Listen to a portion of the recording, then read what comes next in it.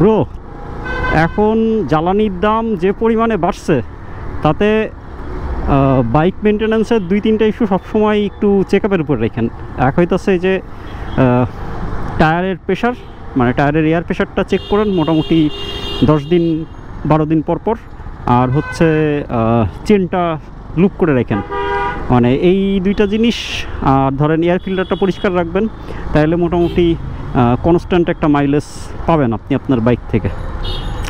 এই যে আমি কিছুক্ষণ আগেই আসলে টায়ার প্রেশারটা চেক করে মানে যেটুকু কম ছিল এটা ঠিকঠাক করে নিলাম। তো যাই হোক, ওয়েলকাম টু মিডল ক্লাস। আরও একটা নতুন ভিডিওতে আপনাদেরকে স্বাগতম। আর লাস্ট ভিডিওতে দেখছেনই আমাদের রিজু ভাই তার কেপিটি হাতে পাইছে, আর তো তাকে অভিনন্দন। সবাই যেটা মনে করছে যে বাইকটা আমার, বাইকটা আসলে আমার না। আমিও নিব বাইক হয়তো, কিন্তু সেটা এখনই না, কারণ আমার বাইক নেওয়ার মতন বাজেট এখন আমার হাতে নেই, আর একটু সময় লাগবে।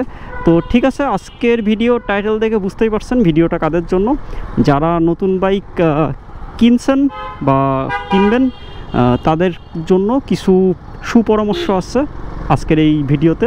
কারণ এর আগে আমি একটা ভিডিও আপলোড করছিলাম, সেইখানে আমি উল্লেখ করছি যে বাইক কেনার আগে কী কী বিষয় মাথায় রাখা উচিত। সেই ভিডিওটায় যে আই বাটনে দেওয়া থাকলো, আপনারা দেখে নিতে পারেন যারা দেখেননি। যারা আজকের ভিডিওটা দেখছেন তাদেরকে তো মোস্ট ওয়েলকাম। যারা নতুন বাইক কিনবেন আশা করতেছি এই ভিডিওটা কিছুটা তাদের হেল্পফুল হবে। তো চলেন ভিডিওটার মেন টপিকে গিয়ে এখন শুরু করি। তবে মেন টপিকে যাওয়ার আগে বাইকটা কোনো একটা জায়গায় দাঁড় করায় তারপর আপনাদের সাথে ক্যামেরার সামনে এসে কথা বলি। কারণ এই মানে একটু টেকনিক্যাল টাইপ, মানে বক তো এইগুলো আসলে কোনোটা মিস হয়ে গেলে ঝামেলাই। কারণ আমি আসলে নোট ডাউন করে রাখছি, পয়েন্টগুলো আমাকে দেখে দেখে আপনাদের সামনে তুলে ধরতে হবে। টোটাল 6টা পয়েন্টে আমি আজকের এই টপিকটা আলোচনা করব। তো ঠিক আছে, চলেন সামনে যাই, কোথাও একটা বাইকটা রেখে তারপর আপনাদের সাথে কথা বলছি।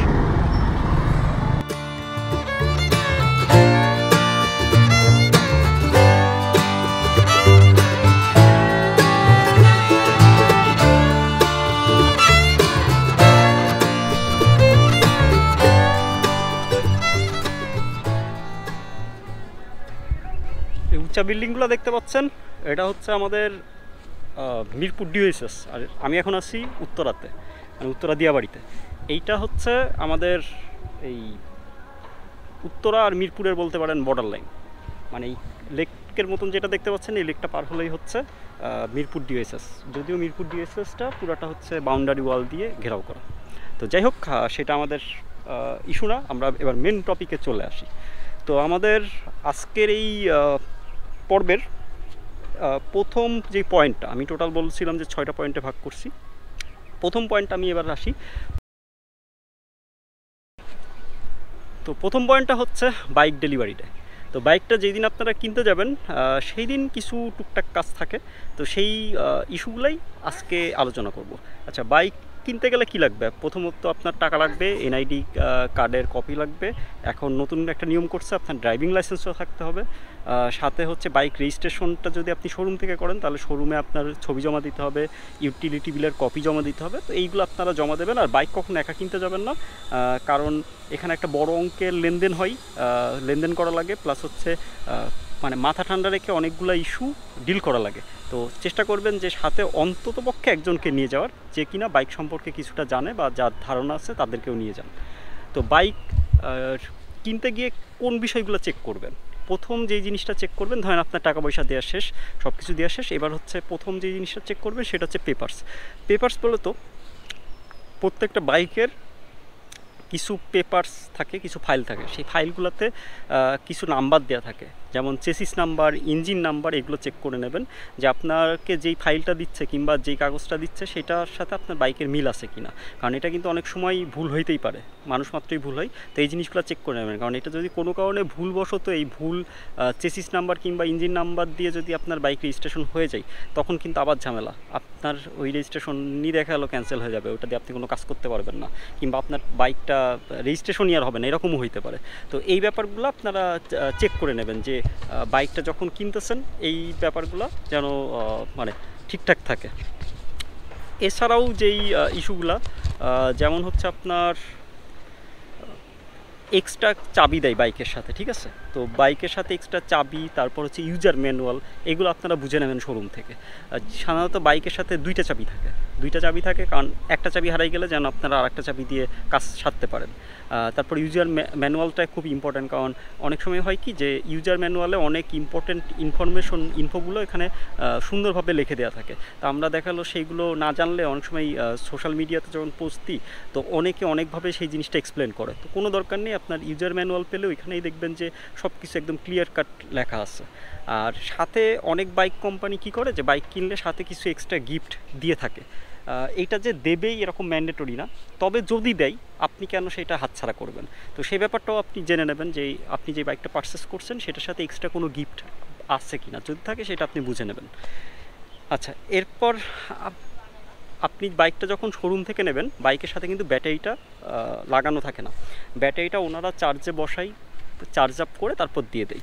তো দেখা গেল কি আপনি এমন সময় বাইকটা পারচেস করতে গেছেন যে খুব হুটোপাটা, মানে দোকান এখনই বন্ধ হয়ে যাবে, তো এরকম একটা টাইমে গেলে অনেক সময় ওনারা খুব তাড়াহুড়ো করে ব্যাটারি লাগায় ছেড়ে দিতে পারে। তো সেই ব্যাপারটা একটু খেয়াল রাখবেন, কখনোই মানে একদম অল্প সময় হাতে নিয়ে বাইক কিনতে যাবেন না, মানে সন্ধ্যার পরে যাবেন না, একটা লম্বা টাইম হাতে রেখে যাবেন। তাহলে যেটা হবে কি যে ওনারা প্রপারলি ব্যাটারিটা চার্জে বসায় চার্জ আপ করে চেক আপ করে তারপর আপনাকে দিতে পারবে। এইবার আপনার ধরেন ব্যাটারি ট্যাটারি লাগানো শেষ, আপনি বাইকটাও স্টার্ট দিতে পারছেন। বাইকের ফুয়েল ট্যাঙ্কে কিন্তু ফুয়েল থাকে না, কিন্তু প্রত্যেকটা শোরুম থেকে মোটামুটি ধরেন 1 লিটার ফুয়েল দিয়ে দেবেই, এটা কনফার্ম থাকেন আপনি। তো ফুয়েল দেওয়ার পরে বাইকের ব্যাটারি ইনস্টল করার পরে বাইকটি স্টার্ট দেবেন।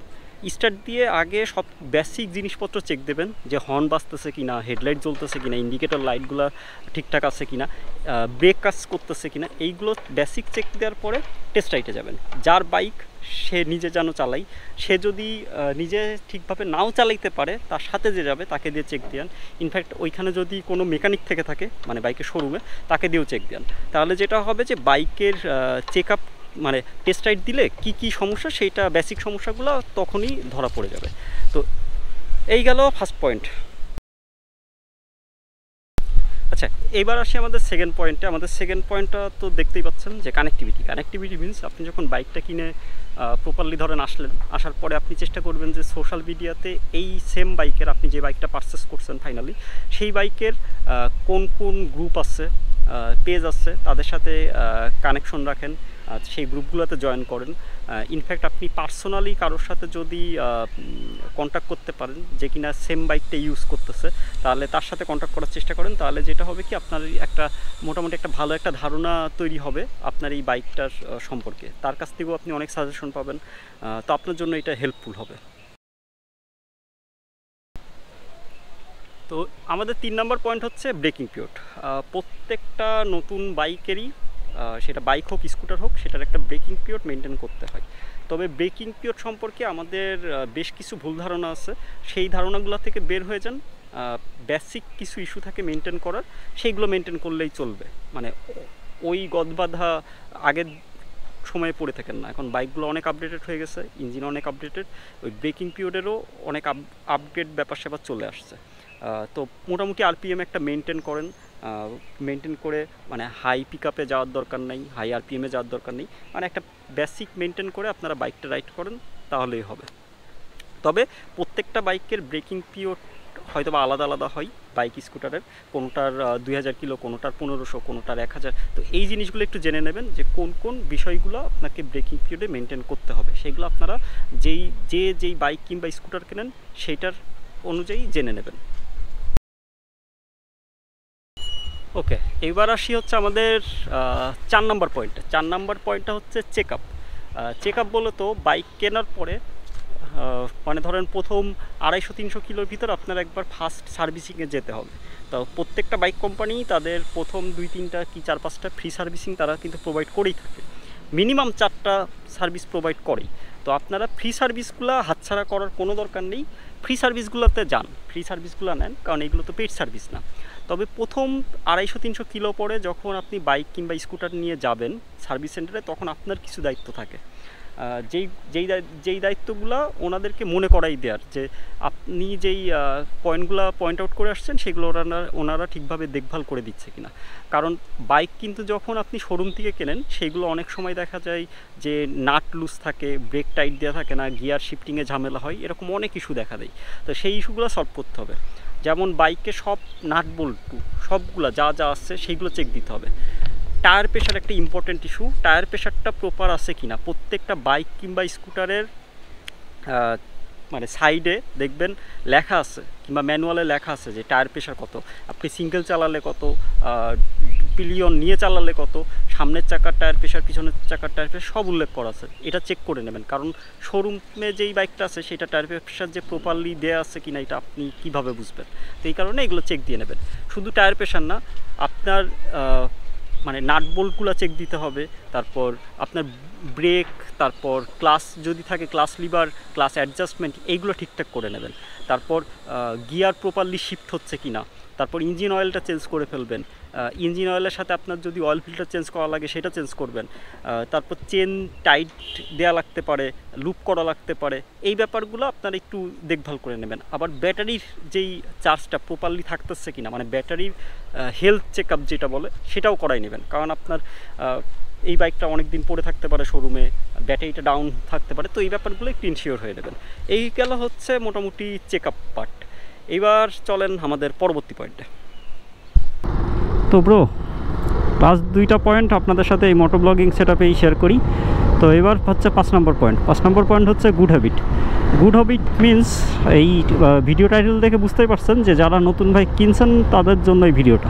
তো আমি ধরে নিলাম আপনারা আগে কোনো দিন বাইক রাইড করেননি, তো বাইক রাইডের শুরু থেকে আপনারা যদি কিছু ভালো অভ্যাস গড়ে তোলেন তাহলে এটা আপনার জন্যও ভালো, বাকিদের জন্যও ভালো।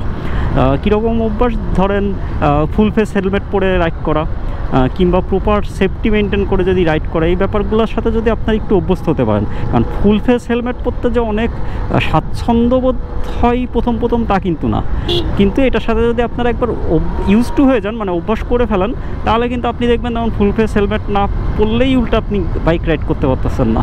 তারপরে যে হ্যান্ড গ্লাভস দেখেন, আপনি যখন রাস্তায় পড়বেন সবার আগেই হাত দিয়েই আপনার ঠেকাইতে হবে, তো হাতের উপর দিয়ে তখন সব কিছু যাবে। তো হ্যান্ড গ্লাভস আপনাকে অনেকটা সেফটি ইনশিওর করে। তারপরে যে পায়ে হচ্ছে জুতা। আপনারা অনেকেই আছে যে 4-5 লাখ টাকা দামের বাইক চালান ঠিকই, মানে 8-10 বছর ধরে বাইকও চালাইতেছেন, কিন্তু সেই বাথরুমে পড়া স্যান্ডেল কিংবা বাসায় পড়ে একটা 150-200 টাকা দামের স্যান্ডেল দিয়ে আপনারা বাইক রাইড করতেছেন। তো এই যে যেই ছোটোখাটো কিছু অভ্যাসগুলো, এই অভ্যাসগুলো যদি একটু ডেভেলপ করতে পারেন শুরু থেকে, তাহলে দেখবেন যে আপনি মানে এটার ফল আসলে যতদিন বাইক রাইড করবেন ততদিন এটার ফল পাবেন। মানে এটা ভালো অভ্যাস, খারাপ কোনো অভ্যাস না। তো এই ব্যাপারগুলোর দিকে একটু খেয়াল রাখবেন, তাহলেই হবে। তো চলেন এবার 6 নম্বর পয়েন্টে যাওয়া যাক। তো 6 নম্বর পয়েন্টটা হচ্ছে brain work and skill development. Brain work means যে আপনি যে বাইকটা কিনছেন সেই বাইকটা সম্পর্কে আপনার একটু মাথা ঘাটাইতে হবে, ঠিক আছে? কারণ সেই বাইকের টেকনিক্যাল বিভিন্ন ইস্যু থাকে, সেইগুলো সম্পর্কে আপনাকে জানতে হবে। ওই বাইকটার পার্টস কোথায় কি পাওয়া যায়, আপনার বাইকের দোকান সম্পর্কে, মানে বাইকের অ্যাক্সেসরিজ সব সম্পর্কে জানতে হবে। ভালো অ্যাক্সেসরিজ সব, শুধু বাইকের ভালো অ্যাক্সেসরিজ সম্পর্কেই না, আপনার ভালো ওয়ার্কশপ কোথায় আছে। কারণ সবসময় যে আপনারা অফিসিয়াল ওয়ার্কশপে কাজ করাবেন বাইকের তা কিন্তু না, মানে আপনাকে ওই মানে ভালো কোনো একটা ওয়ার্কশপের খোঁজ রাখতে হবে, জানতে হবে যেখানে আপনি রেগুলার কাজ করাবেন, সেটা আপনার বাসার কাছে হইতে পারে, কিংবা পরিচিত কোনো জায়গায় পরিচিত কারোর ওয়ার্কশপ হইতে পারে। তারপর আপনার প্রতিনিয়ত যেই জিনিসগুলো লাগে বাইক চালাতে গেলে, মেনটেন করতে গেলে, তার ভিতরে একটা খুব গুরুত্বপূর্ণ জিনিস হচ্ছে ইঞ্জিন অয়েল। আপনি ইঞ্জিন অয়েলটা তো একটা নির্দিষ্ট জায়গা থেকেই কিনবেন, কিংবা 1-2টা দোকান আপনি সিলেক্ট করে রাখবেন যেখানে কিনা মানে ভেজালমুক্ত প্রোডাক্টগুলো তারা বিক্রি করে। 2 নম্বর 3 নম্বর প্রোডাক্ট যাদের কাছে পাওয়া যায় না। তো এই ব্যাপারগুলো আস্তে আস্তে ব্রেন ওয়ার্ক করে আপনারা জেনে নেবেন। আর ব্রেন ওয়ার্কের পরে যেটা আসে হচ্ছে স্কিল ডেভেলপমেন্ট কি, যে আপনি যখন বাইকটা কিনবেন, বাইক কেনার দিন থেকে শুরু করে আপনি দেখবেন যত বাইক আপনি চালাচ্ছেন বাইকের প্রতি আপনার একটা দক্ষতা চলে আসছে। সেটা একদিনে আসবে না, এটা একদিনে আসেও না কারোর। তো আপনি চালাতে চালাতে একটা স্কিল ডেভেলপড হবে আপনার, রাইডিং স্কিল। তো এই জিনিসটা খুব ইম্পর্ট্যান্ট। মানে প্রথম দিনই যদি আপনি মনে করেন যে আপনি টেকনাফ টু তেঁতুলিয়া রাইড করে ফেলবেন, ব্যাপারটা আসলে এরকম না। আস্তে ধীরে রাইড শুরু করেন। আপনি যদি শুধু বাসা অফিস কিংবা বাসার থেকে বাজার শহরের ভিতরে রাইড করেন সেটাও একরকম।